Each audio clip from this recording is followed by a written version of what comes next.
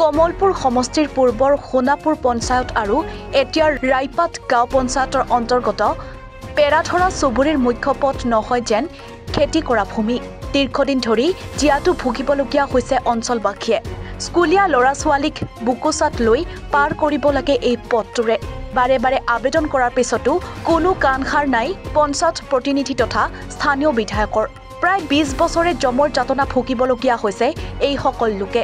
যদিহে কম সময়ৰ ভিতৰত এই পথটিৰ মেৰামতি নকৰে তেতিয়াহ'লে অহা ২০২৬ বিধানসভা নিৰ্বাচনত ভোট বৰ্জন কৰাৰ সিদ্ধান্ত লোৱাৰ হুংকাৰ দিয়ে ৰাইজে।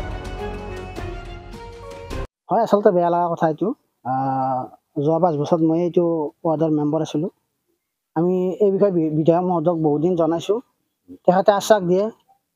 আমাৰ সেইটো টাইমত মণ্ডলৰ প্ৰেচিডেণ্ট আছিল আপোনাৰ কুমুৰ কাকতি, তেখেতক আমি ৩-৪ দিন গৈছোঁ তাত গৈ কৈছোঁ বহুদিন দিম বুলি কয়, কিন্তু আপোনাৰ কথাই দিহে কয়, কিন্তু কৰ্ম দি আজিলৈকে নহ'ল। আজি আমাৰ আই মাইতীসকলে যিখিনি পদক্ষেপ লৈছে আচলতে আগতে ল'ব লাগিছিলে।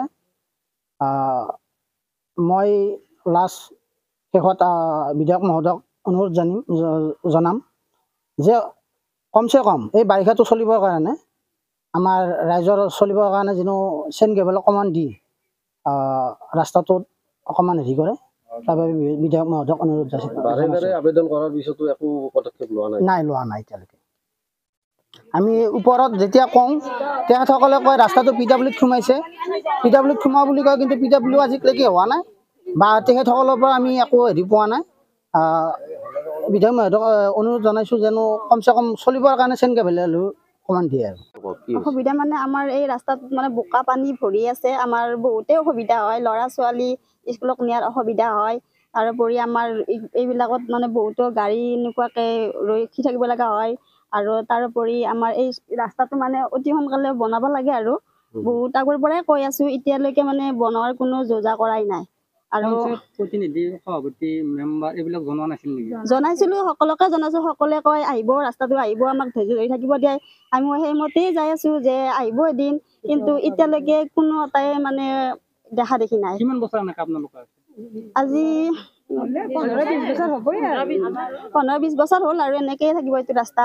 ইয়াৰে আগত অলপ শিলগুটি পেলাইছিল, কিন্তু শিলগুটি পেলালে মানে কোনো মানে হেৰি হোৱা নাই আৰু। বিধায়ক মহোদয়ক কিবা ক'ব নেকি?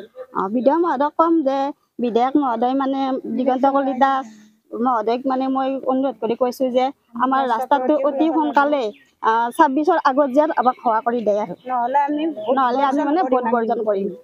কমলপুৰৰ পৰা বিজয় পাঠকৰ ৰিপৰ্ট, এনিফাৰত 24।